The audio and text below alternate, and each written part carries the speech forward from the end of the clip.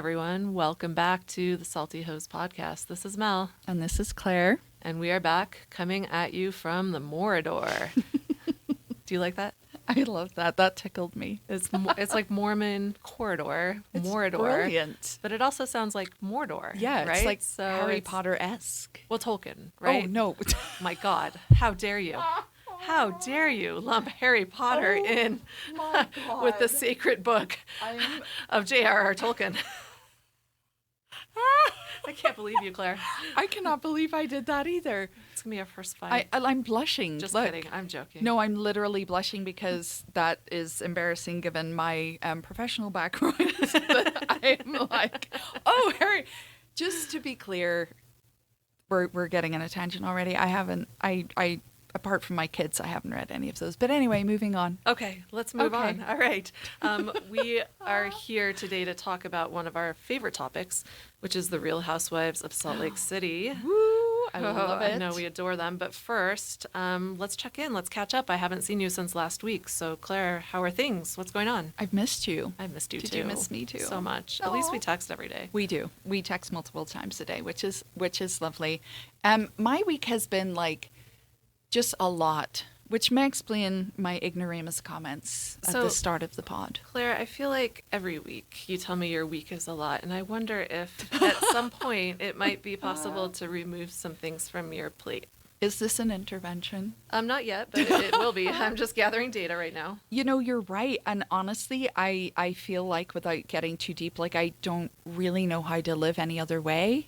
And I would have to also maybe embarrassingly admit that I quite enjoy it. Okay. Well, then maybe there's no problem. I mean, there probably is. My nervous system is probably extremely dysregulated.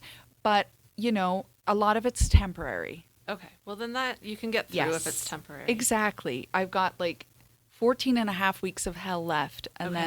And then we should see some slowdown. So you can do this. You know, it's fine. It's all good, but I appreciate your concern. Okay, sorry to interject / intervene / whatever. Back to your week. It was a lot. Yeah. Tell me more. It just, you know, but it was also pretty uneventful, and I am grateful for uneventful weeks because give me all the boring days. Like, honestly, because uneventful is a good thing. I get headaches, as you know. I know. Like, you poor thing. And I'm trying to work through that. And it actually made me think of being single because I have been single for quite some time now.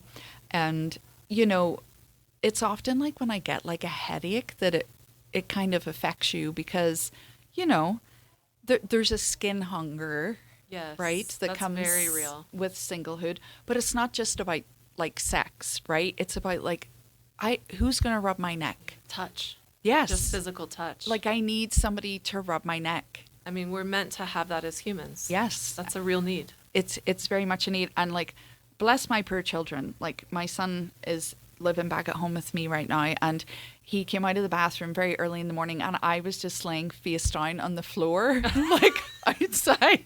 Oh, He's honey. like, oh my God, has she like kicked the bucket or something? But I was like, son, will you just like push my back before you go downstairs? Like just push on it, like to try and alleviate this Release headache. Something, yeah. And you know.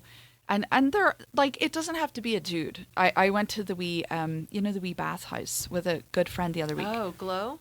Yes. I love that place. It's such a good place. Oh, divine. Very divine. And I went with my good wee chum, my wee sister, I call her, and she was amazing. She gave me like a full rub down in the steam room. And that was so nice because you're just like, and you know, I use a tennis ball. Okay, yeah. To be clear for the headache. Like you lay on it or something? Yes, okay. I lay on it. It's not between your legs. It's not between my legs. I'm sorry. But that's a fair distinction to make. And well, because I did think about that, and there's like a little occipital wedge that you can get to, you know, get really in there. And then I thought about the functionality of, you know, thank God people make pieces of rubber to help single ladies. Like they do indeed. In the form of an occipital wedge or in a different form. Or in a different kind of a wedge. So thank God for foam and plastic. And I just bought a new like piece of plastic rubber latex. I don't know what it is. Anyway. Just that, yeah. It's nice. We should talk about that sometime. For your occipital wedge or for... No. For a different body part. Yeah, we should do an episode on that. Yes. Period. Okay, we'll put a pin on that. We're going to come back to it. So, preview of coming attractions, everyone. Yes, literally. A wee sex toy review. That was a double entendre. It was. I like those. Coming attractions. Hopefully coming. Yes, if they work. Yes. We will find this out and review them so you don't have to find out. Absolutely. So, this is good. What about your week? How was your week? My week was pretty good. So I think I told you last week I'd been on a couple of dates with a person. The same person. I know. What is Which that? Which is like, wow. Groundbreaking. It's very cool. Yeah. It's hope. It's hope for you, hope for me, hope for the masses. Yes. So I have seen him a couple more times this week. Nice. And I think I'm going to see him again. And oh gosh, I even hesitate to say this, Claire, because I don't want to jinx anything. So okay, we'll knock on wood. There you go. go. Okay. I mean, throw some salt yes. over our shoulder. Is that what you do to confuse the devil? Irish people are very superstitious. I'll do all the things. Oh, okay. Yeah. I don't know if we have a lot of Office fans out there, but I've watched most of it. And I love the line where he says, "I'm not superstitious, but I am a little stitious."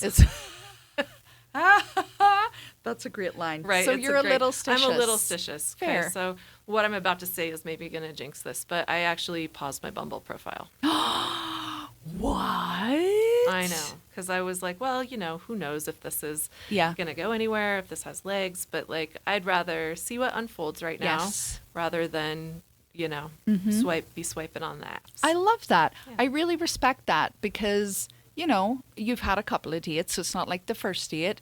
But because I really struggle with that divided energy. I mean, I know that to a point it's a good thing, especially in the early days. Sure. But I also love the idea of just having that wee space to let it, develop. I love that. Right. Just see what happens. We did have a conversation about it, but not like we need to be exclusive conversation. Yeah. He just was very clear and direct. And this is another thing. I'm like, what is this clear, direct, kind communication? Oh my God. Right? What? Does he have clean clothes? This is what I need to know. Yes.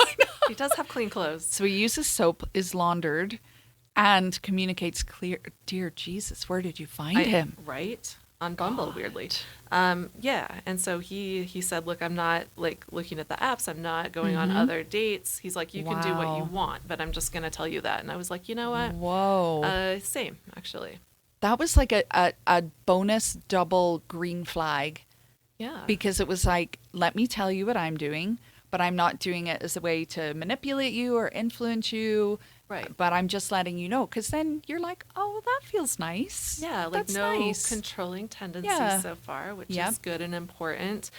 We did have a misunderstanding about meeting up on last Sunday, I think. Yeah. And he assumed that I would be free in the evening, but actually I was free all day and not in the evening, and neither of us talked about it, and so we ended up not seeing each other. And instead of being weird about it or mad about it, next time I saw him, he simply kindly and directly communicated. It was incredible. I know.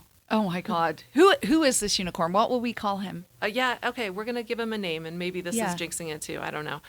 So I think we're going to call him Mr. High Rise because he lives in one of those luxe apartments downtown. Love it. Okay, so Mr. High Rise. Mr. High Rise. I was going a different direction when you said high rise, but it's his housing. That's good.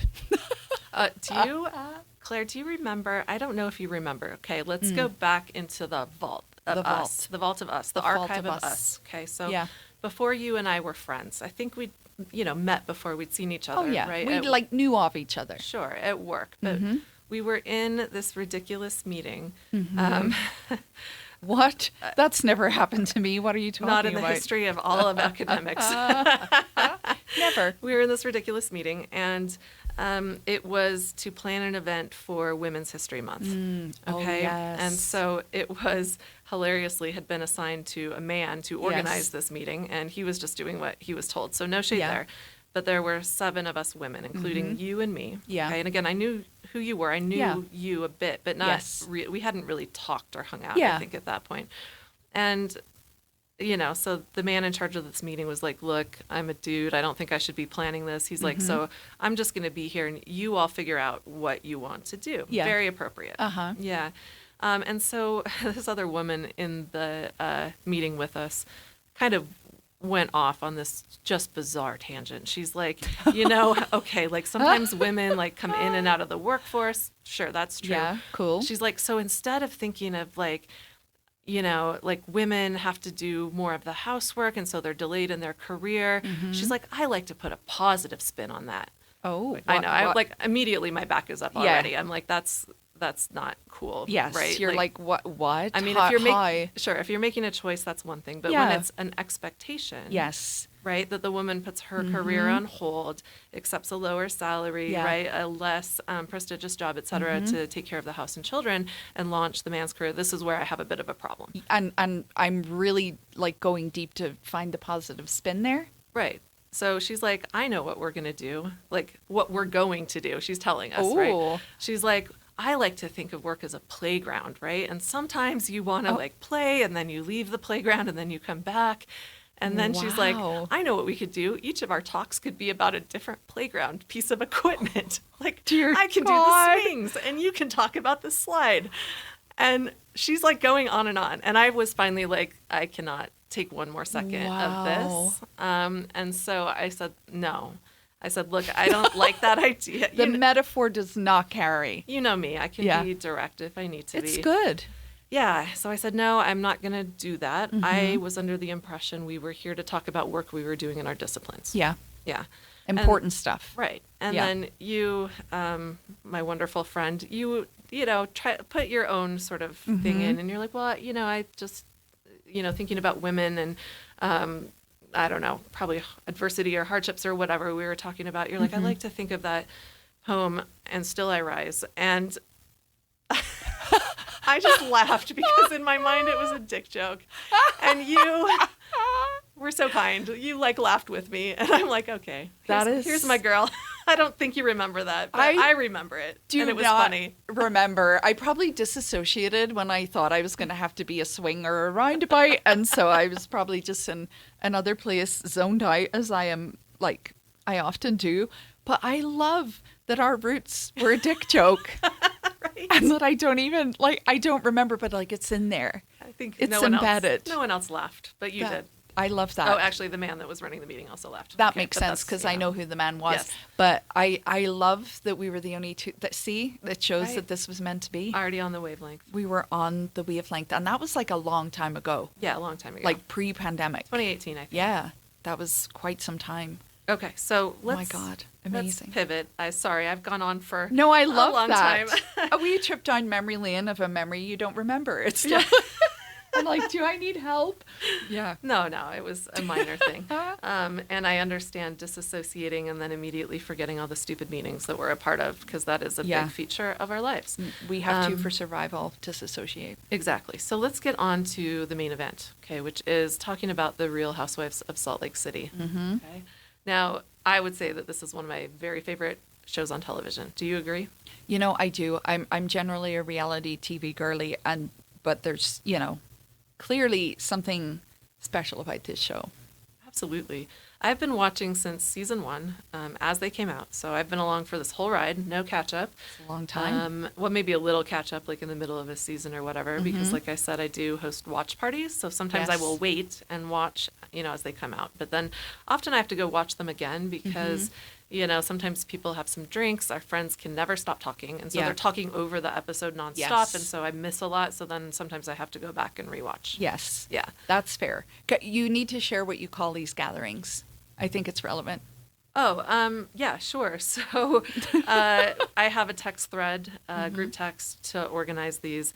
And the text thread is called Garbage Trash Whores. I love it. Yeah, which if you're not familiar with the Real Housewives comes from season 3, I think.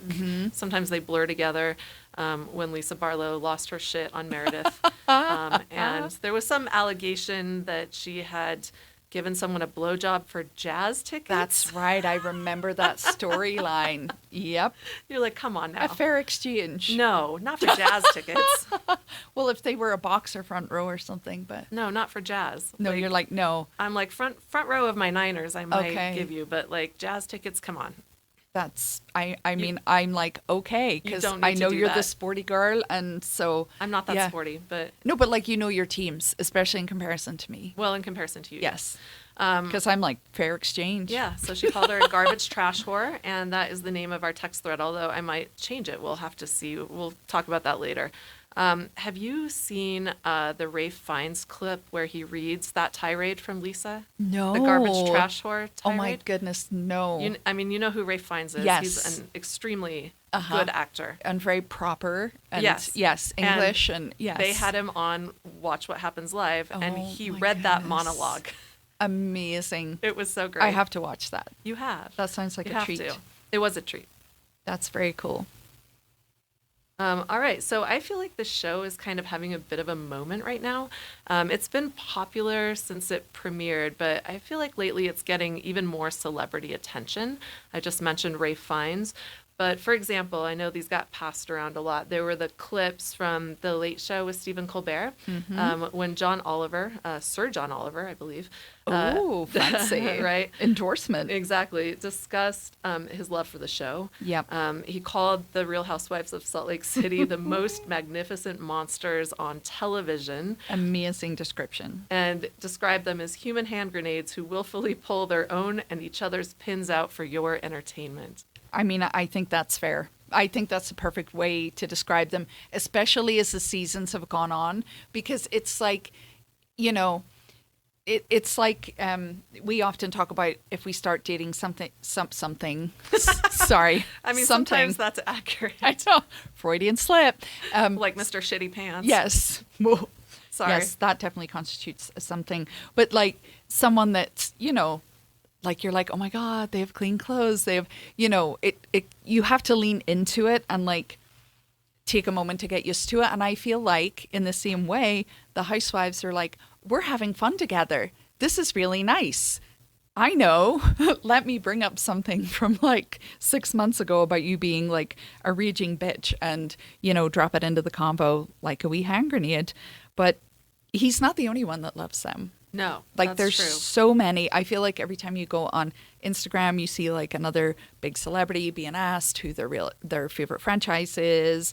There's Rihanna, Emma Stone, Seth Rogen. I saw Julia Roberts this week too, and Jennifer Lawrence. You saw her in person? Oh yeah, she just came over for some coffee. Yeah. No, actually, to massage your occipital wedge. She was my occipital wedge, my human occipital wedge.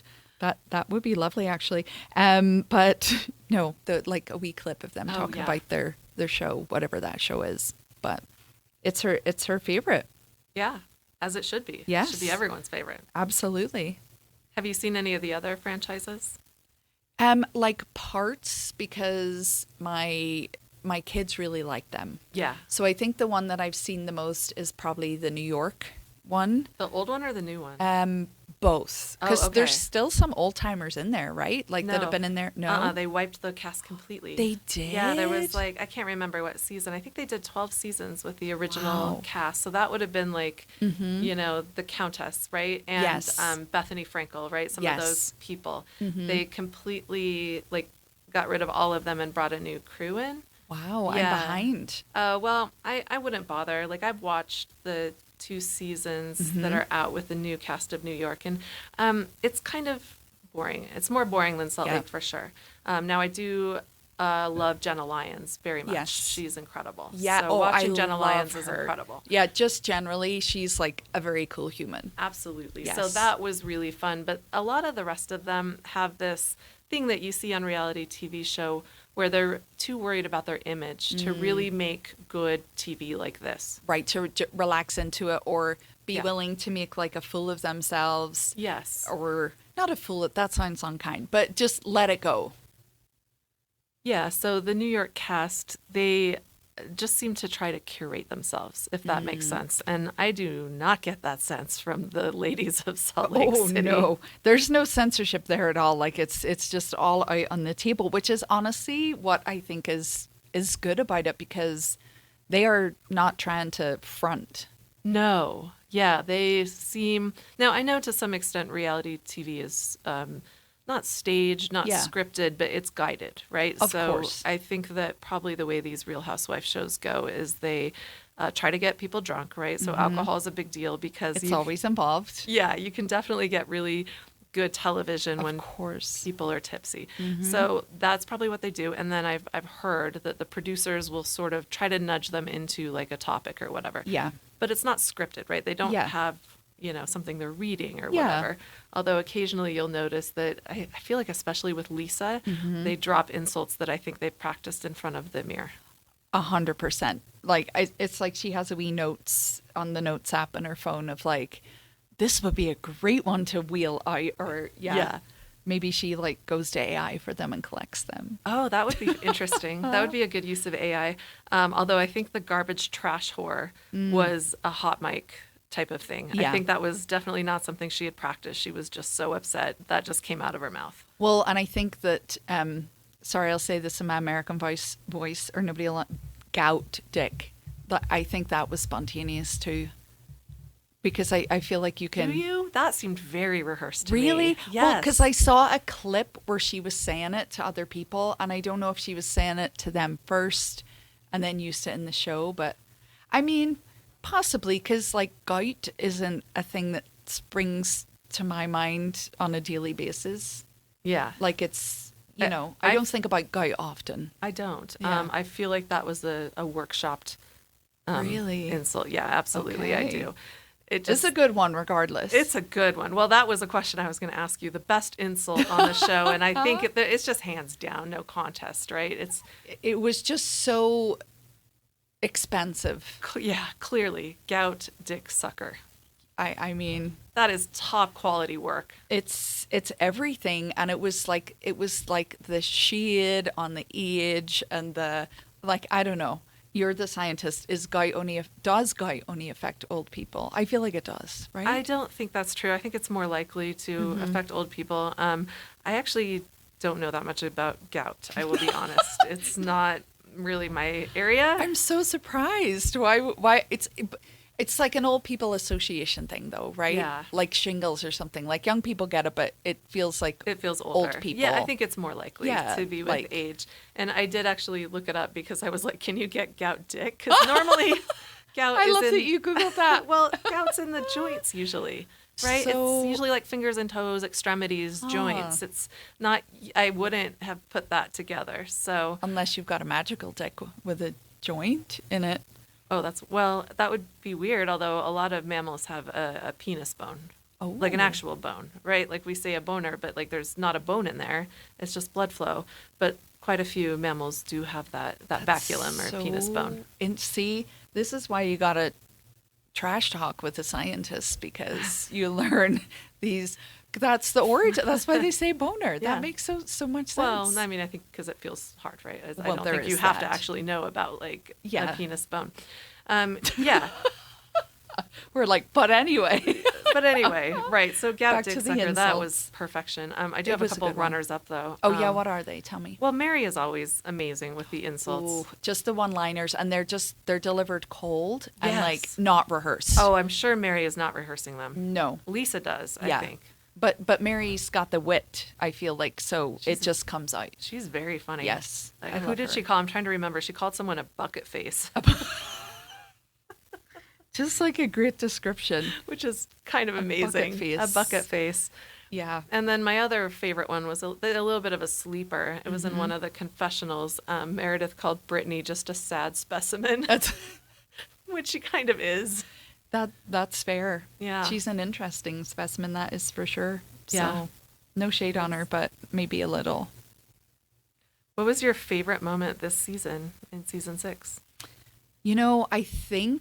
I think it was the play, the Greek tragedy. That was amazing. Because it was, I mean, you knew it was not going to be good. No. Like you knew it wasn't going to be good, but like it was like to the jugular. Savage. And I think the dramatic movement and the fact that they all were like, oh, it's me. And, they were sitting with their little coded color scarves and things on. Oh, my goodness. And, but I think there's something about maybe Greek tragedy generally, or just being in Greece. It's like a foreshadowing as well, of like what's to come, or their fate if they don't, do something to change this trajectory that they're all on of destruction. And so it almost felt like a warning. I don't know, maybe I'm going too deep into it. No, I actually love that. And I want to keep talking about that for a minute, right? Because isn't kind of a theme, I mean, again, you're the humanities person, but well, as we see them. Like, well, what, because you didn't know about hygiene practices in the 1300s? I no, mean, come on. Morador. Oh, Morador. Oh, yeah. That is slightly more embarrassing, though not my subject area, like gout. Like right, gout is not mine, right? Yeah. We don't have to know everything about everything. But isn't kind of one of the themes in Greek mythology that, like, you can't escape your fate? Yes, like you have to confront it. There's no hiding. Right, like like Oedipus, right? Like the fate was the oracle said he would kill his father and marry his mother, right? And so he leaves, right? But that leaving actually makes it possible for that to happen. Well, and the fact that after they had that, like, they tried to get deep with Meredith on their concerns. Oh, yeah. Like, directly after the play. And then, you know, Bronwyn had, like, a maybe a kind of a come to Jesus moment. But a lot of the other ones seemed, like, undisturbed. How awesome was it when Meredith whipped out drug tests? That was amazing. That was, we're all going to take them. Incredible. Yeah. Just incredible work. Just had them lying around. What was your favorite clip? Oh boy, it's so hard to pick, but I have to say I really loved the Below Deck crossover. Oh, so the episodes on the yacht with Captain Jason. Yes. And the staff. Yep. I just thought that was money. It was priceless, and their, like, wee faces when they would come out to, like, give them food, and they'd just be like, excuse what? Like, trying to get it in. Also, a brilliant moment from that was when they threw Jared's cuddly toy in the water. Do you think that was mean or good? Well, I think that was pretty mean. Yeah. I don't think you can actually justify that. Now, did I laugh really hard? Yes. As the Jared unicorn bobbed in the water? And now sounded like, wah, wah, wah. Yeah, exactly. Which, by the way, we've seen him on the apps many times. Oh, Jared. Yeah. Many times. Oh, my God. Actually, that was one of my favorite moments, too. It's kind of like a throwaway. Like, okay, here's the other thing about Salt Lake City as compared to the other franchises. Yeah. Is, like, you'll have...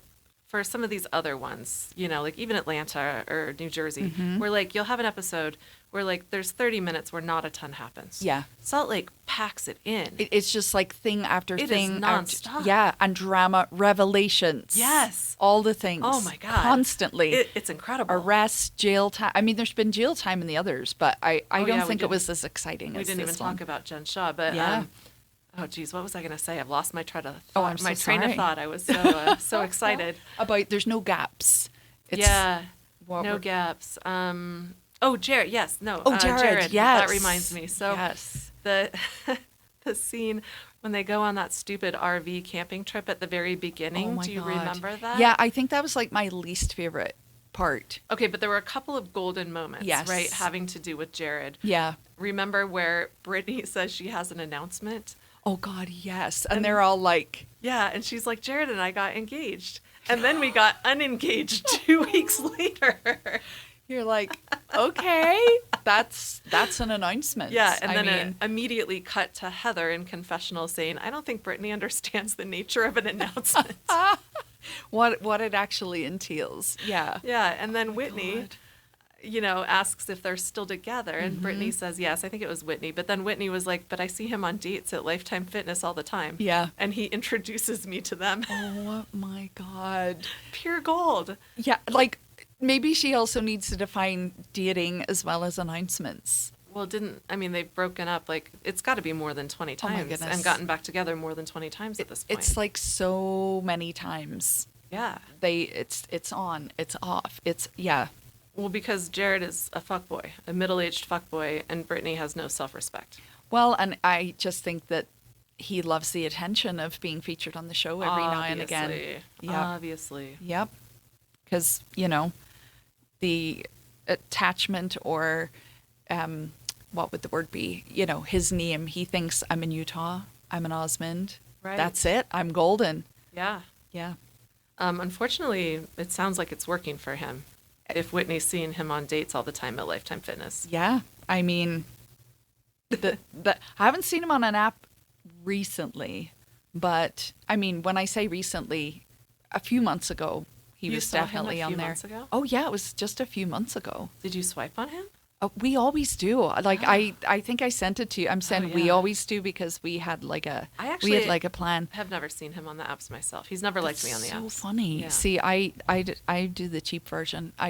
They pop up and I swipe, and why did I swipe white? I mean, I don't believe that I would be his type. So I don't, and that's not being self-deprecating. That's just like. No, it's probably because you have self-respect. So you can't, Although some people may question that after the last episode, but there's been lots of therapy and we're good. But yes. We're all good. But I don't know why. I just always swipe right on him for funsies. Like just for funsies, just to see. Yeah, the plot. Like what would happen. Oh, I hope that you go on a date sometime. Oh my God. I don't know if I could go that far. That would be. Well, we'll see. Yeah. Yeah, that would be hard. We'll see how they play out. Okay.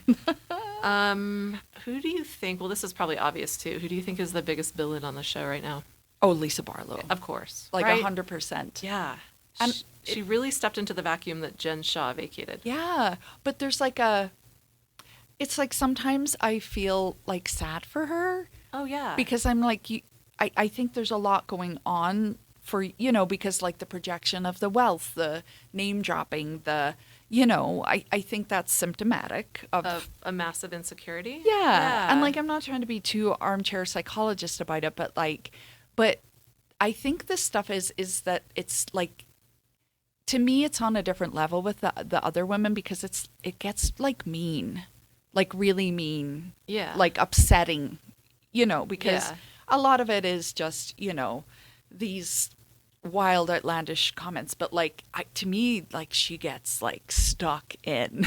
Oh yeah, yeah, big time. Mm-hmm. And the shouting and the throwing things, and the throwing things. I think she sees red. Like as much as I think she's practiced like some of these insults in the mirror that she hurls at the other women, I think it's very genuine when she like becomes unhinged. Yeah, and like we all have our moments. There's not one of us, but they're like a lot of moments. Like they're frequent. Well, this is the thing about Salt Lake City. I think the cast is just dynamite. Like every single one of these people is ridiculous and outrageous and yet at times sympathetic. Yes. There's even like Lisa. Yeah. There's like because they've had moments where like, somebody will be being vulnerable or something happens and they're genuinely like, oh, that's terrible. Like when Bronwyn's been talking about issues with Todd or, sometimes they'll show up and be like, oh my God, that's awful. Yeah. Or like Mary's son, that is just a heartbreaking thread.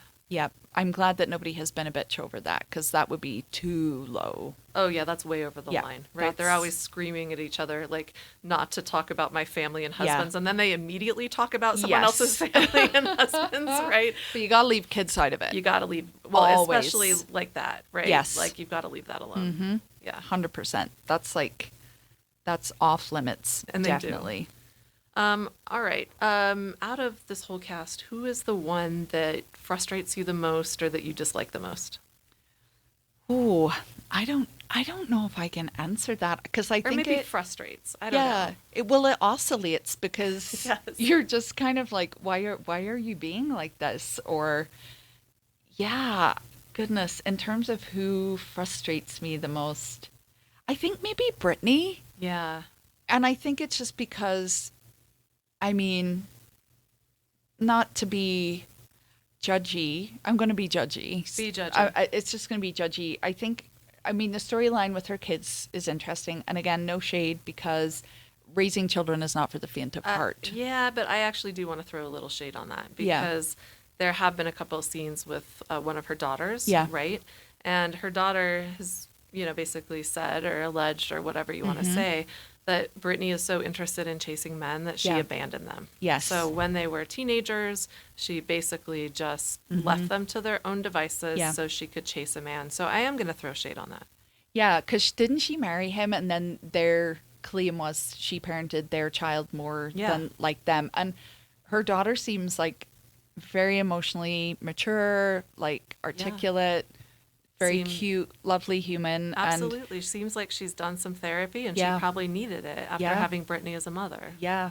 I would say she frustrates me the most, and even with her interactions with the other women, because it's like she doesn't do herself any favors. Oh, no. You know, like... She has zero ability to read a room. Yeah. And then she gets confused because she's like, well, everybody else said horrible things. Yeah. Why are you piling on me? And it's because, well, like, read the room, like time and place. Yes. Right? You can't just, like...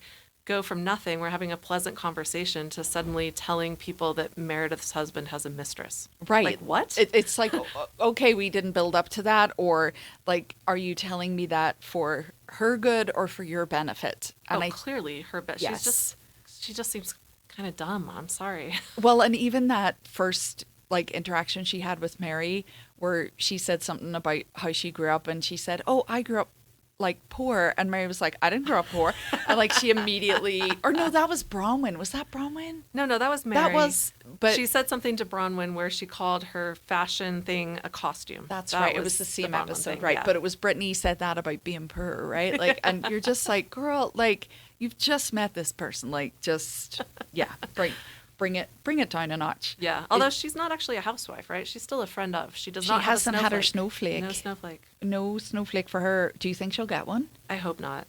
Yeah, I don't know that she will. I think that was a fun feature about like the Jared Osment, like Utah celebrity. Well, no. Yeah, she's not. A fun sideshow, but she's like really one note, and like I don't think she's as funny as some of the rest of these women. Yeah, there wouldn't be like the character arc. I feel like she's more a caricature of herself. Yes, of her own self. Yeah, she's like a caricature of a pick-me girl. Yes, very much a pick-me girl, I think. Those vibes for sure. Yeah. Is she the one that frustrates you the most, or who gives you the vibes? I would say so. Yeah. Yeah. Who's your favorite? Oh, okay. Well, my favorite, and this is maybe kind of unfair, my favorite is Angie Kay. But important disclaimer, I know Angie just a little bit in real life. You do? I do. Now, she's an acquaintance. Like, we're not friends. I'm not going to presume, like, you're not like BFFs. Yeah, no, yes. Nothing like that. But I do know her just a little bit. I've gone to her Lunatic Fringe salons for a really long time, well over a decade. I think I've been to 3 different locations. I go to the holiday one now. And Angie, every time I interact with her, which isn't very often, is just the most lovely person. Like, she is just lovely, genuinely seems to care about people. So Angie is my favorite. I think she tries to keep it classy on the show, as classy as one can keep it on the show. Yeah. Yeah. So that's not fair. Apart from Angie Kay, I don't know. I would have said Heather before. Yes. I really like Heather a lot. I think that she's gotten a little preachy for me this season, and I kind of like that she wants to be the peacemaker or something. Yeah. But she's kind of acting like she's the arbiter of everything, and like that's sunk her just a little bit in my estimation. That's fair. Because it's almost like she's become like a silent oracle. Like, I don't feel like there was much of her in this season. Yeah, not a lot of her life, but she is lecturing people nonstop. Yes, but it's like that silent judgment thing where she's just like, I'm observing, and I love that you said that about Angie Kay, actually, because my daughter worked in a grocery store that Angie Kay came into a lot, and she remarked that she was actually always so kind and polite, and because there's a lot of people out there that are assholes to service workers and people in stores. And my daughter, when she worked there, was like on the checkout, and it's a posh store, as I would say, a posh grocery store, and so a lot of people were quite condescending, and she always said Angie Kay was so sweet. And like always, thank you, and like really kind and lovely. So that's good to hear. Yeah, matches my experience. That's we like that. Yeah, we like that. All right, who's your favorite? I do like Angie Kay, but I kind of love Mary Cosby. Oh, because to me, there's a couple of reasons. Here's why. Please. So I feel like she is. I mean, how do you define a real one? But like... Oh, she is a real one. Yeah. Yeah, there's no mask. There's no mask, right? And I mean, she can definitely come across as harsh at times, but I think she's a good person with boundaries. And I also do think that she is the the most like genuinely invested, because the way she is acting like in this season, particularly towards Meredith, like she's genuinely concerned. And she comes to her as a place, like she's cried. She's just like, I'm so worried about you. I love you. Like whereas I think a lot of the other ones are just, they kind of mock her a little bit, for whatever they're perceiving the issue to be. But I think that Mary Cosby's kind of a real one in that regard, where she's just like, no, I'm actually like, I'm really worried, and I'm having the courage to say it. Yeah. Because I think that takes courage. So yeah, I kind of think she's like the real one. Well, she's not going to say something she doesn't mean. I think that's for sure. She's very transparent, and I don't think she's as sort of sensational oriented as the other ones. Yeah, I mean, that's been an interesting evolution to watch, right? Because the first couple seasons, I feel like there was quite a bit of focus on the fact that she'd married her step-grandfather to take over the Pentecostal church that she runs, right? Yeah. Which is interesting. It's a very interesting backstory. Absolutely. Yeah. I mean, that's the other great thing about this franchise is the kind of connection to religion. So, of course, the Mormon LDS faith, right? So we see a lot of that with Lisa, Jen Shaw when she was on the show, Heather, Whitney, Brittany to some extent, right? Monica for that short but very brutal season that she was on, right? Oh my God. So a lot of them have these kind of backstories with Mormonism, which is pretty interesting. And I think people are really fascinated by it from outside the hive, inside but also outside, because it's just weird. Well, and it makes like normal stuff weird. Yeah. Like sex or drinking. Yeah. Whereas in another franchise, like people just drink and but not here it's like, are you drinking?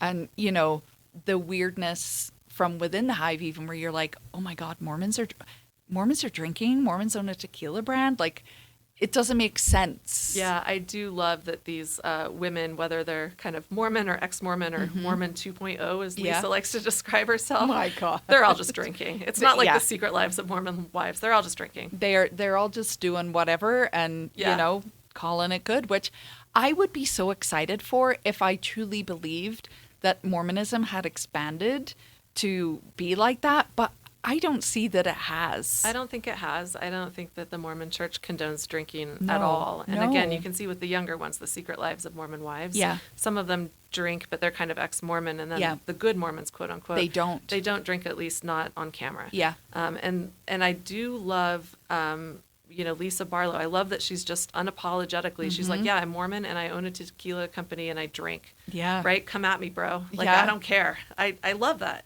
It's great. Because I didn't know anybody like her when I went to the Mormon church. No, me Not either. even close. Yeah, but I admire it. Yeah. I like how she's just like, you know what? If what was her quote? Like, I don't care if you don't like me. I like me enough for the both of us. Which is fair. I think it's great. I think that's absolutely fair.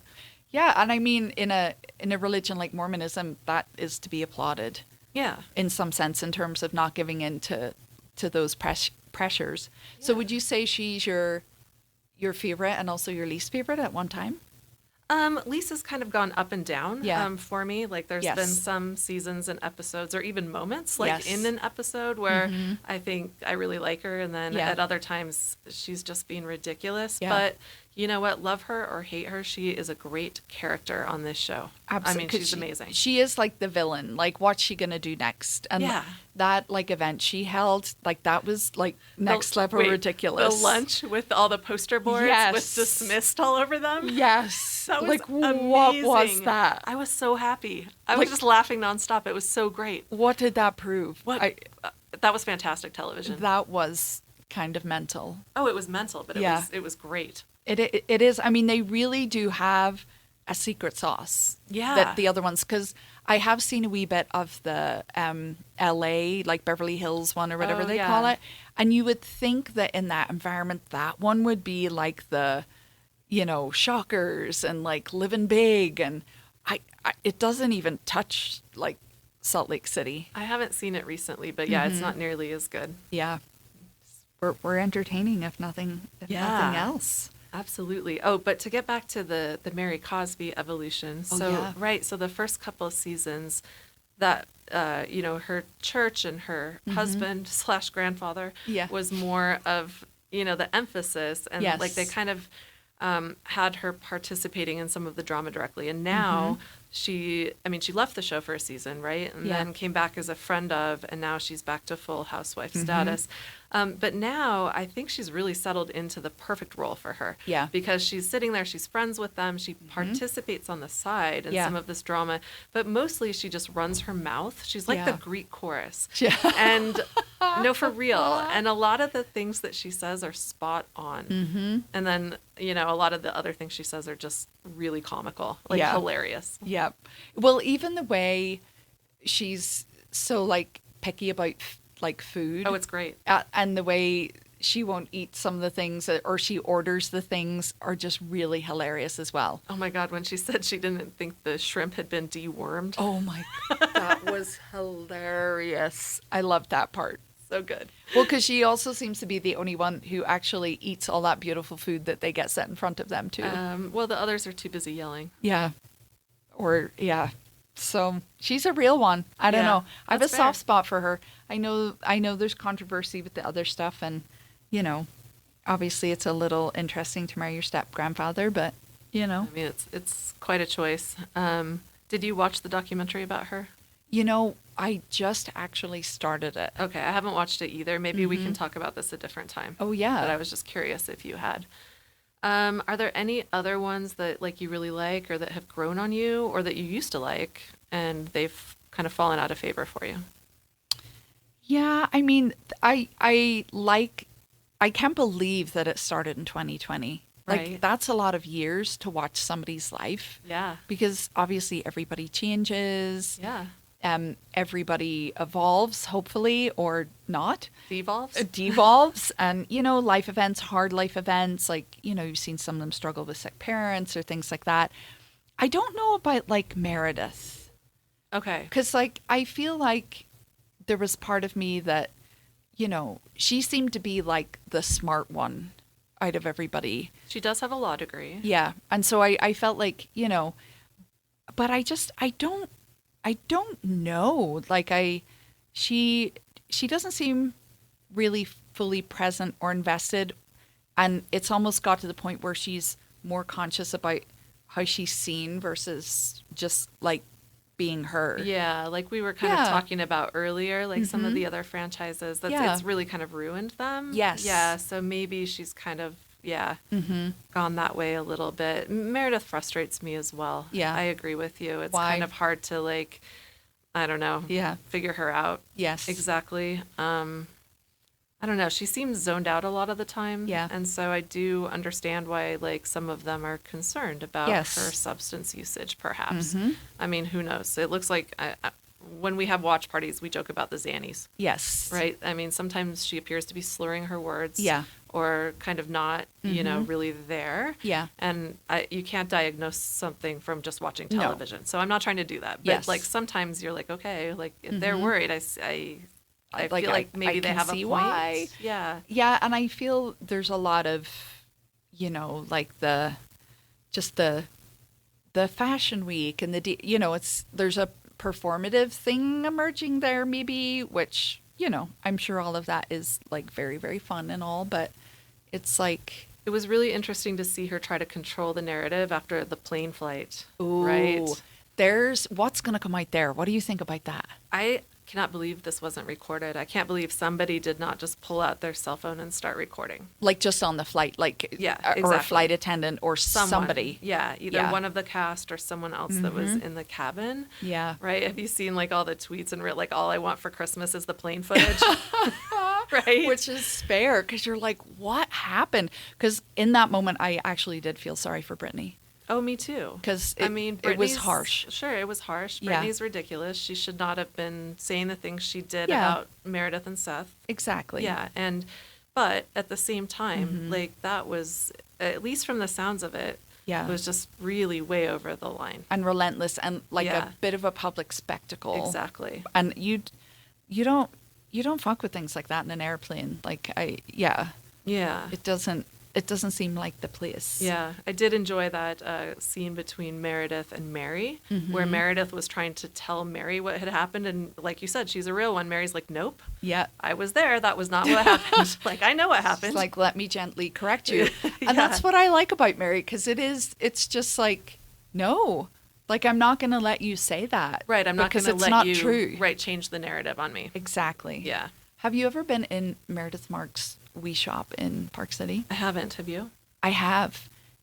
It smells weird. Is it still there? I don't know. It's been a wee minute since I went in, but we need to do a field trip to Park City. We need to go there, and we need to go to Lisa's Vita Tequila Lounge. I would really like to go to the Tequila Lounge, actually. Okay, let's plan a wee field trip. Yeah, we'll report back once we do. Oh, yeah, definitely.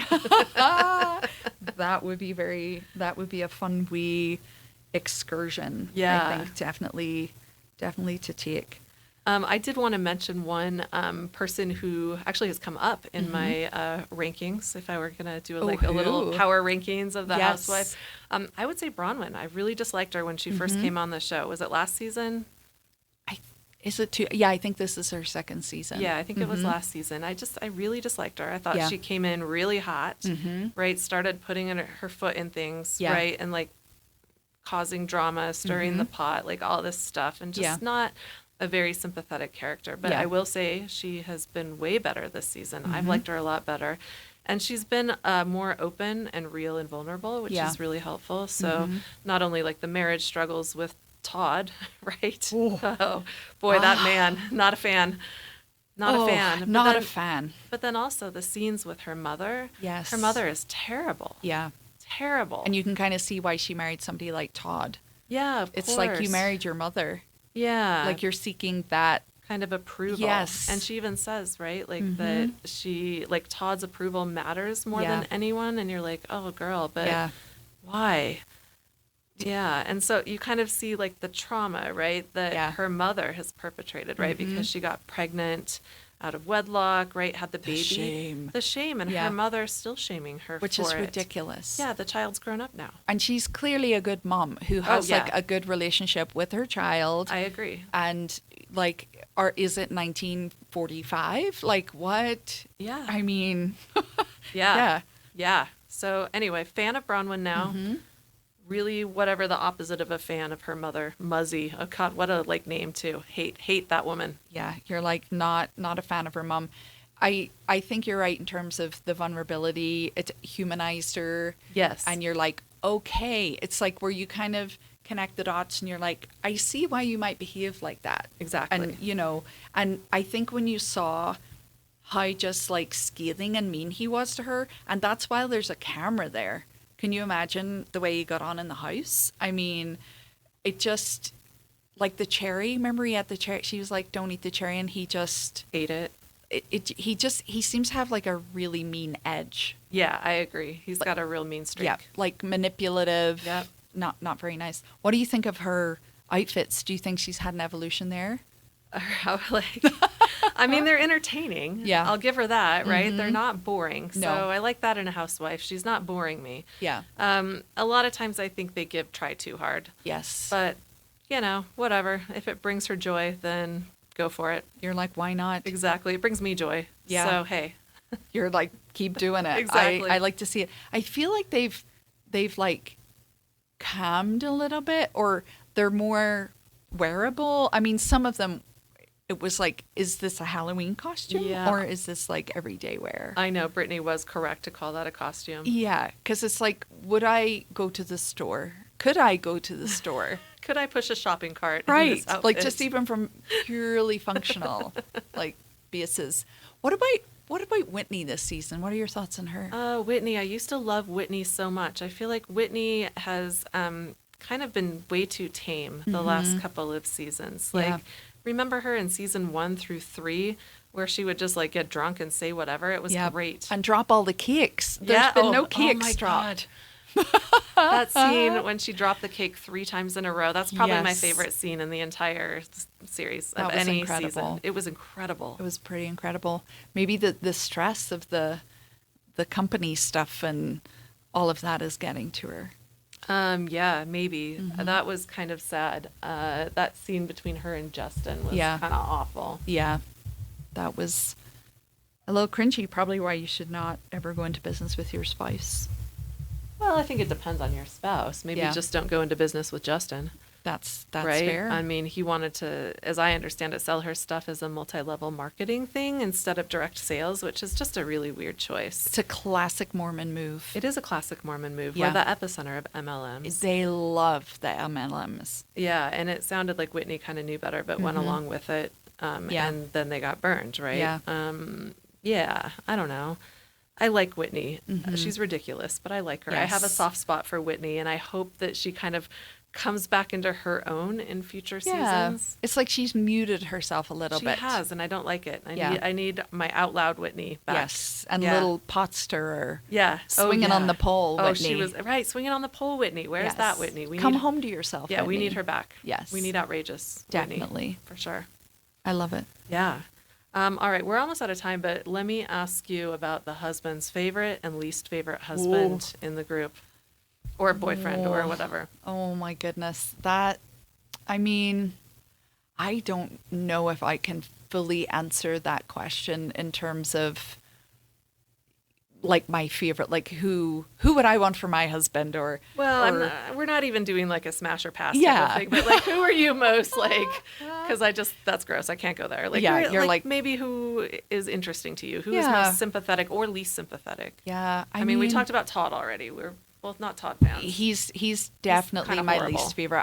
I think he really is abusive in his like he treats her like he's disgusted with her, and I think that has done a lot of damage in her wee brain that will take some time to get past. Yeah, contempt is really, really strong. He just oozes contempt for her and everyone else, but particularly her. Yeah. So between Todd and her mother, I mean, this poor woman.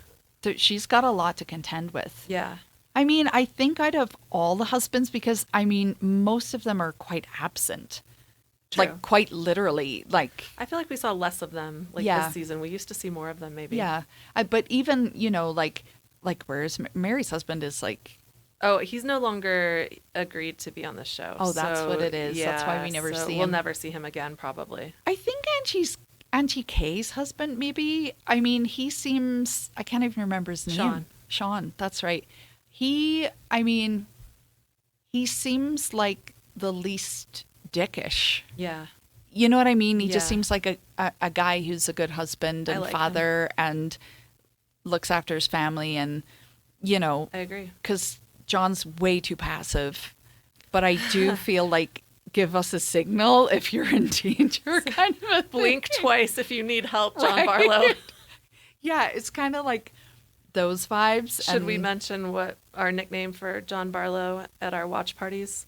We call him Dead Eyes. Oh yeah, that's fair. I feel sorry for him. I do too, on some level, because like abuse doesn't always happen one way, and I would imagine she is very much dictates. Yeah, I think she's definitely driving the bus. Like, I don't know if that is abusive. Like, that's not totally the vibe I get. I just mean she's kind of a handful. Yeah. Like, it's a lot to deal with. So, she's a lot. I think she has a listening problem. I think she has trouble listening, right? And empathizing yes. with people. So, yeah, I feel kind of bad for him. But again, we should probably disclaim that you can't actually get a sense of someone's marriage from a reality TV show, other than Todd and Bronwyn, which I feel pretty confident saying something about. Well, because you saw, like, some of the actions that were just really gross. And you're like, oh, I can't interpret this like any other way. So. Right. And again, like you said, that was on camera, and he knew he was on camera. So, yeah. I really got put off Justin and Seth. I used to think Seth was kind of cute, but... Well, Seth is cute, but he's sleazy. He is. Right? Like, there's an ick there. The whole thing about him, like liking and commenting on Whitney's boobs all the time, that was gross. That's gross. And when they had, like... Wasn't it the two of them that almost had the argument in the other season? Yeah. And just like that, like, oh yeah, like that dude energy, it's gross. Yes, Seth is a little attractive before he opens his mouth. And then he's just gross. And then he just, I don't like sleazy vibes. Who's your favorite husband? I think Sean is great. And I've met him a couple times. He seems to be very nice. I would say, well, my favorite husband was Coach Shaw. before Jen left. I really liked him. He seemed like a good dude. Yeah, just a sweetheart. Yeah. Like grounded. Yes. Respectful. Just supportive kind husband. of lovely. Yeah. Yeah. I think that's fair. Yeah. Yeah, he was a good one. Yeah. Do you think they'll bring her back? I read that Andy Cohen had agreed not to bring her back ever. So, I feel unfortunately. Like I know, you're like, damn it. I feel like there'll be an appearance or something, though. That would be party fun. Or maybe she could be a friend of. Yes. Something like that. Yeah. A little feature. Yeah, a little feature. Okay. One more question, really quick. What was your favorite costume theme party this season? Right, because they love their costume parties. They do. I was kind of digging on the creative approach Bronwyn took to her citizenship announcement. Oh, yeah. And they were all dressed up, though Lisa Barlow never seems to get the memo. Well, she just won't, right? Because Yeah. she's so attached to like her image. Yeah. Right. Like remember 2 seasons ago, maybe when they were at the Trixie Motel down in Palm Springs, and she wouldn't do drag makeup. Yeah. Yeah. You're like, come on, That was not party pooper. Yeah, that was not cool. Well, she threw a whole tantrum over it Yes. too. Yeah. Well, and the idea of bringing like staff. I mean, maybe I'm just so on the outskirts of any kind. Like I own 3 pieces of makeup. I don't understand the work, the effort, and even when they went to Greece, like she was on the outside because it was, I have to look, and like how much better could you actually look? I don't know. I don't know. It's kind of an exhausting way to live, I think. Like so exhaustive. Yeah. I don't know. I wouldn't fancy it. What was your favorite costume? Oh, event? definitely the tea party. The founding fathers costumes. Yeah. Those were great. That was it. The citizenship announcement thing, right? Yeah. Yeah. Amazing. Yes. That was very cool. I think Heather can really rock a founding fathers wig, by the way. I thought she looked good in it. Yeah, it was like her vibe. Yeah. She definitely suited it. I definitely liked it. Okay. Well, will we wrap up and rank them? Is that like middle school-esque? I think we already talked about all of them. Yeah. Kind of a little bit. So maybe we don't do the power rankings. Yeah. Maybe. Well, we'll have to see because the season is over now. Yeah. Maybe if we're still podcasting, when season 7 starts, Yeah. maybe we do recaps week by week. That just like a little feature. Yeah, that'd I think be that fun, would be right? helpful. I've not seen the tell-all yet. Have you? Oh, the reunion? No, yeah, not yet. or yes, the reunion part. Yeah, not yet. Those are my least favorite, I Oh, think. definitely. I'd rather see the action because you just Yeah. know it's going to be fighting and... Sure, it's Yeah. just, yeah, Yeah. kind of annoying. I'll probably watch them, though. Yeah. Yeah. I mean, why would you not? All right, well, I think we should wrap up. I think we're out of time. But before we go, it is worth mentioning that we have a housewife-related event coming up in a couple months. So, Ooh. Claire, can you fill us in on all the deets? Oh my God, I am so excited for this event. Me too. And honestly, it's like our ideal event because it's a blend of academia and trash. Yes, So it's like, it's literally designed for us. So it is. the event it's the first symposium on the Real Housewives of Salt Lake City at the University of Utah. It's so amazing. So it's legit. I'm so excited. I am so excited. So it's on April 10th. I believe it's open to the public. So like, I or think that's ticketed right. or something. I'm not sure they've formally announced it to the public yet. We just saw the call for proposals, and we did submit a proposal that you wrote. I barely helped. Oh, You did no, great. you did good edits. It was a joint thing. Yeah. Yeah. I'm Anyway, excited. It's been accepted. We are going to be presenting. We don't know what time on April 10th. Yep. But mark your calendars if you want to come. And I think afterwards they're doing like a walking tour and bar trivia. I am so excited for that. Me that too. part is going to be great. I mean, our paper is going to be Fantastic. amazing.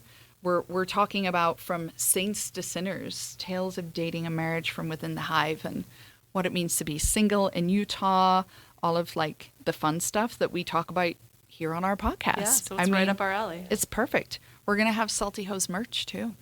Oh, yes. Yes, we are. Yes. I love it. So April, it's not that far away. Mark your calendars. April 10th. We'll remind you again before that happens. And in the meantime, I don't know, let us know what you think. Drop us a comment. Shoot us a DM on Instagram or TikTok if there's anything you want to hear about or if you have any comments about our show today. Thanks for joining us today. We will see you next week. See you later. Bye. Bye.